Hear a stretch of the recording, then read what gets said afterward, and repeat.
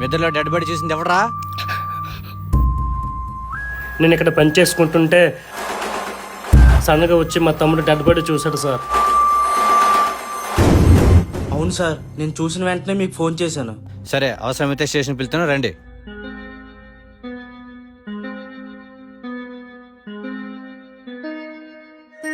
Breaking news, ఇప్పుడే అందిన తాజా వార్త. మన ఊరు చివరి ఉన్న డంపింగ్ యార్డ్ లో వారం రోజుల నుంచి కనిపించకుండా పోయిన చిన్నారి మృతదేహాన్ని స్థానికులు కనుక్కున్నారు.